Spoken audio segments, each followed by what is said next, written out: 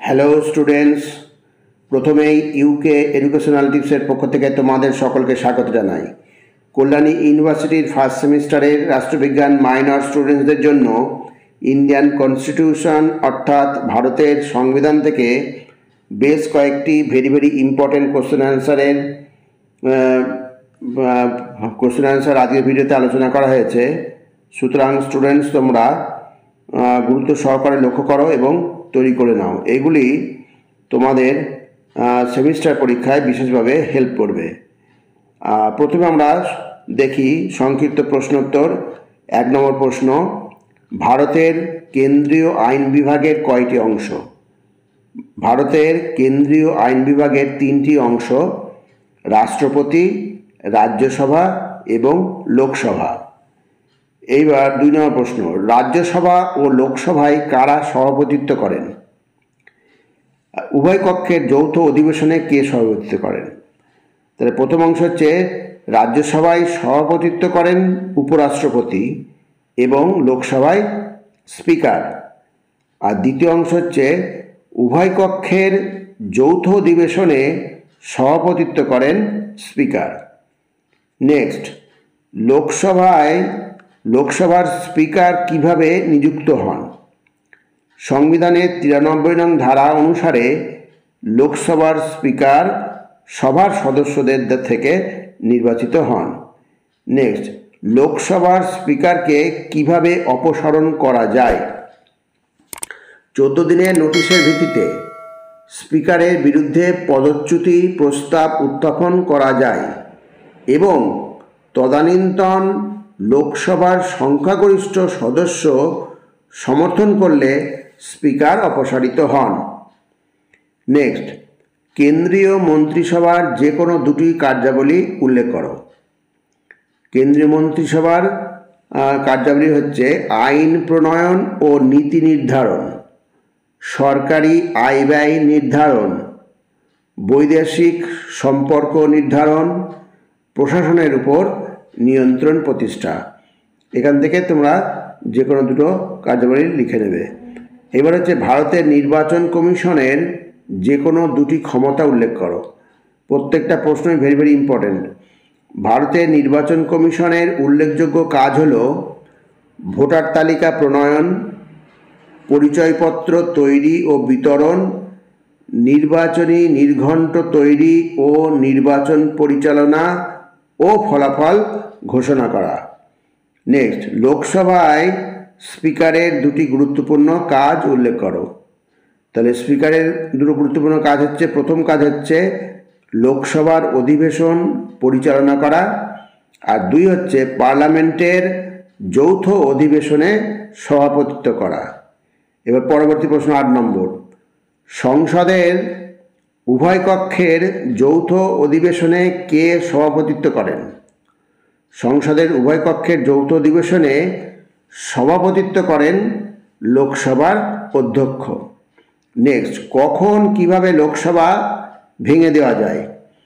মন্ত্রিসভার বিরুদ্ধে কোনো অনাস্থা প্রস্তাব যদি লোকসভায় উত্থাপিত হয় এবং সেই প্রস্তাব যদি অনুমোদিত হয় অর্থাৎ পাশ হয়, তাহলে মন্ত্রিসভাকে পদত্যাগ করতে হয়। লোকসভায় মন্ত্রিসভার বিরুদ্ধে কোনো অনাস্থা পাশ হলে প্রমাণিত হয় মন্ত্রিসভার বিরুদ্ধে সংখ্যাগরিষ্ঠ সদস্যের সমর্থন নেই। এই অবস্থায় প্রধানমন্ত্রী লোকসভা ভেঙে দেওয়ার জন্য রাষ্ট্রপতিকে পরামর্শ দিতে পারেন। এবার নেক্সট প্রশ্ন, অর্পিত ক্ষমতাপ্রসূত আইন বলতে তুমি কি বোঝো? প্রত্যেকটা প্রশ্ন ভেরি ইম্পর্টেন্ট।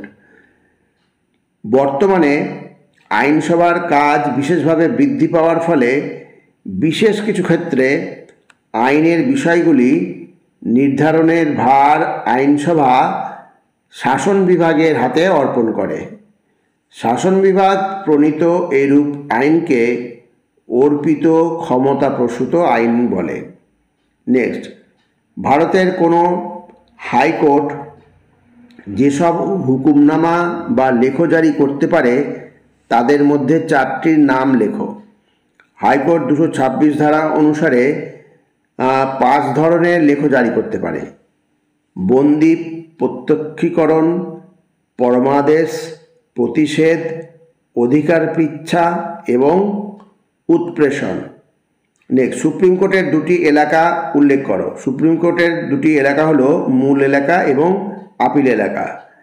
13 নম্বর, ভারতের সর্বোচ্চ এবং সর্বনিম্ন আদালতের নাম উল্লেখ করো। ভারতের সর্বোচ্চ আদালত হচ্ছে সুপ্রিম কোর্ট, আর সর্বনিম্ন আদালত হচ্ছে ন্যায় পঞ্চায়েত। প্রত্যেকটা প্রশ্ন ভেরি ভেরি ইম্পর্টেন্ট। হাইকোর্টের একজন বিচারপতি কিভাবে নিযুক্ত হন? সংবিধানের 217 ধারায় হাইকোর্টের বিচারপতি নিয়োগের বিষয়ে উল্লেখ আছে। রাষ্ট্রপতি সংশ্লিষ্ট রাজ্যের প্রধান বিচারপতির সাথে পরামর্শ করে হাইকোর্টের বিচারপতিদের নিযুক্ত করেন। নেক্সট, কোন সংস্থার স্থানীয় স্বায়ত্তশাসন পরিচালনাকারী প্রতিষ্ঠানগুলির নির্বাচন পরিচালনা করে কে? রাজ্য নির্বাচন কমিশন। জনস্বার্থ মামলা বলতে কি বোঝো? এটা একটা ভেরি ভেরি ইম্পর্টেন্ট প্রশ্ন। জনস্বার্থ মামলা হলো এক বিশেষ ধরনের মামলা। জনগণের স্বার্থবিরোধী সিদ্ধান্ত বা জনস্বার্থ আঘাতজনিত অভিযোগের সুরাহা প্রশাসনকে জনস্বার্থ বিষয়ক কর্তব্য সম্পাদনে বাধ্য করা এবং নাগরিক সুযোগ সুবিধা সুনিশ্চিত করা। নেক্সট, রাজ্যপাল কার দ্বারা নিযুক্ত ও পদচ্যুত হন? রাজ্যপাল রাষ্ট্রপতি কর্তৃক নিযুক্ত হন। রাজ্যপালকে পদচ্যুত করার ক্ষমতা রাষ্ট্রপতির। রাজ্যপাল তার যাবতীয় কাজকর্মের জন্য রাষ্ট্রপতির কাছে দায়বদ্ধ। রাজ্যপালের কার্যকাল কত বছর? রাজ্যপালের স্বাভাবিক কার্যকাল 5 বছর। নেক্সট, রাজ্যপালের স্বেচ্ছাধীন ক্ষমতার 2টি উদাহরণ দাও। ভেরি ভেরি ইম্পর্টেন্ট প্রশ্ন। রাজ্যপালের 2টি স্বেচ্ছাধীন ক্ষমতা হলো, এক হচ্ছে রাজ্যের মুখ্যমন্ত্রীকে নিয়োগ এবং 2 হচ্ছে রাজ্য মন্ত্রিসভাকে বরখাস্ত করার ক্ষমতা। নেক্সট, মুখ্যমন্ত্রী কার দ্বারা এবং কিভাবে নিযুক্ত হন? সংবিধানে 164(1) নং ধারা অনুসারে রাজ্যের মুখ্যমন্ত্রীকে নিয়োগ করেন রাজ্যপাল। সাধারণত রাজ্য বিধানসভায় সংখ্যাগরিষ্ঠ দল বা জোটের নেতা বা নেত্রীকে রাজ্য মন্ত্রিসভা গঠনের জন্য রাজ্যপাল আমন্ত্রণ জানিয়ে থাকেন। এবার নেক্সট প্রশ্ন, রাজ্য আইনসভার প্রতি কক্ষের অধিবেশন কে আহ্বান করেন এবং কতদিন অন্তর এই অধিবেশন আহ্বান করতে হয়? রাজ্যের আইনসভার উভয় কক্ষের অধিবেশন আহ্বান করেন রাজ্যপাল। সংবিধানের 174(1) নং ধারা অনুযায়ী একটি অধিবেশন শেষ এবং আরেকটি অধিবেশন শুরু হওয়ার মধ্যে 6 মাসের বেশি ব্যবধান থাকে না। নেক্সট, রাজ্যের মন্ত্রিসভায় কত প্রকার মন্ত্রী থাকেন? রাজ্যের মন্ত্রিসভায় 3 ধরনের মন্ত্রী থাকেন, যথা ক্যাবিনেট মন্ত্রী, রাষ্ট্রমন্ত্রী এবং উপমন্ত্রী।